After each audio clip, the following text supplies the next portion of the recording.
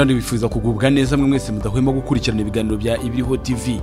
Abari mu ntara y'amajyepfo, bari mu ntara y'amajyaruguru, iburasirazuba ndetse n'iburengerazuba. Cyo musabwa ni ukanda subscribe, ubundi ibintu bikagenda neza cyane. Wakumva inkuru twagushyiriyeho zakuryoheye, ukakanda like, comment na share, ubundi tukakomeza kugenda tubana igihe cyose uko mubyifuza. Mu minsi yashize cyangwa hamaze iminsi havugwa inkuru ubwo duherukana twabwira inkuru ijyanye na Ndimbati uko yari yageze mu rukiko. Yatangira yisobanura bwe nyine atanga uburyo ki arimo kwisobanura. Ayo munsi rero urukiko rwongera ruricara ku bijyanye n'ifunga n'ifungura.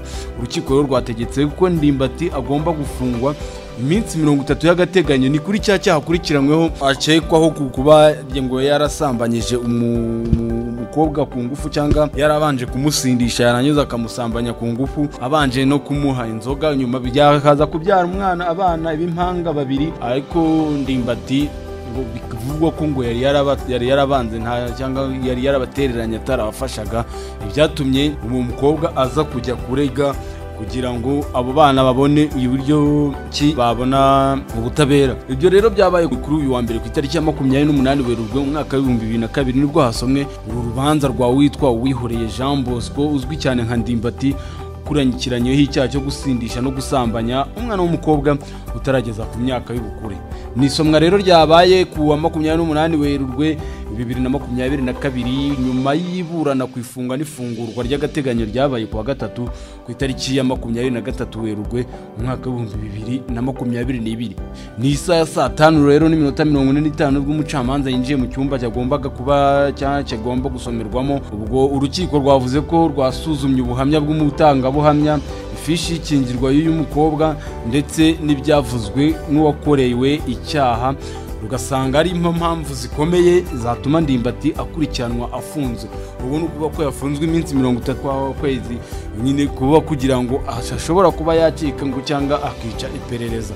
Nyuma yo gusoma rero ko iburanisha ryagenze, umucamanza yasomye umwanzuro urukiko rwafashe nyuma yo gusesengura ibyavuzwe n'impande zombi. Abantu bakunze kujya mu nkiko, abacamanza baricara bagasesengura ese urega yavuze iki, uregwa yavuze iki, abatangabuhamya bavuze iki, urukiko rukicara rugasesengura. Rero maze gusesengura rwasanze Ndimbati cyangwa uyu Uwihoreye Jean Bosco agomba gufungwa iminsi 30.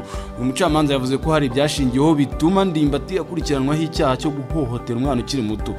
Ngo bijyanye n'ibyatangajwe n'uwakorewe icyaha ndetse n'umutangabuhamya, urukiko rwasanze hari impamvu zikomeye zashingirwaho rwemeza ko yasambanyije umwana ku wa 24 no ku wa 25, hagati ya ku wa 24 no ku wa 25 kuboza mu mwaka wa 2019, aho kuwa ku itariki ya 2 Mutarama mu mwaka wa 2020 wa Ndimbati we yiyemerera. Urukiko rwategetse ko Uwihoreye Jean Bosco aka Ndimbati agomba gufungwa iminsi 30 y'agateganyo. Ariko bahise bajurira, by the way bahise bajurira nyine byihuse. Uwitwa Maître Bayisengirene uri muri batatu bunganira mu mategeko Uwihoreye Jean Bosco uzinga Ndimbati, amaze kumva umwanzuro urukiko rwafashe icyemezo cyo gufunga umukiriya we iminsi 30 y'agateganyo, yahise ahamya ko bagiye kujurira. Avuze ko nibyo ngo urukiko rwari rwiherereye rufata icyemezo, amahirwe hari nuko amategeko ahurega iminsi 5 yo kujurira. Ati ntegereje ko bashyiramo imyanzuro nyisome mpite njurira kuko harimo ibyo twasabaga urukiko rutaduhaye. Harimo ibyo twasabaga urukiko rutaduhaye nibyo. Ubwo urumva ko bategereje ino minsi 5 yonyine, ubundi bakajya kujurira cyangwa kugira ngo basome umwanzuro w'urukiko, ubundi bagiye kujurira. Muri ibyo ngibyo banagaragaje yuko uwitwa uyu Ndimbati arwariye muri kasho. Uwitwa Maître Bayisabe umwe uri mu bunganira uyu Ndimbati yishuriye ko umukiriya we ari we Ndimbati nyine arwariye muri kasho nubwo uburwayi bwe butaramenyekana. Gusa Maître Bayisabe yavuze ko ku cyumweru tariki ya 27 Werurwe umwaka wa 2022 yari bwo yasuye umukiriya we amubwira ko arwaye, ngo icyakora bari bataramenya uburwayi bwamufashe. Ati ku cyumweru namusuye turaganira, ambwira ko yumva arwaye, ubu nibwo ngiye kumusura mubwire icyemezo cy'urukiko wenda ndebe nuko ameze.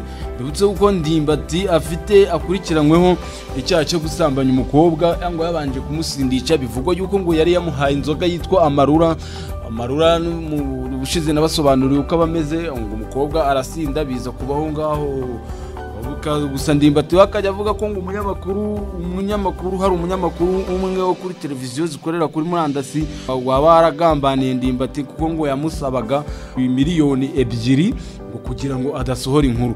Gusa mbibutsa ko iyi ni Ibiriho TV, we kanda subscribe ukande like na comment ubundi ujye gusharinga kugira ngo nabandi baryoherwe n'izi nkuru nziza twabashiriyeho, ubundi ibintu bijye bigenda biba neza cyane kandi ntimukajye mucikwa n'amakuru tuba twabashiriye.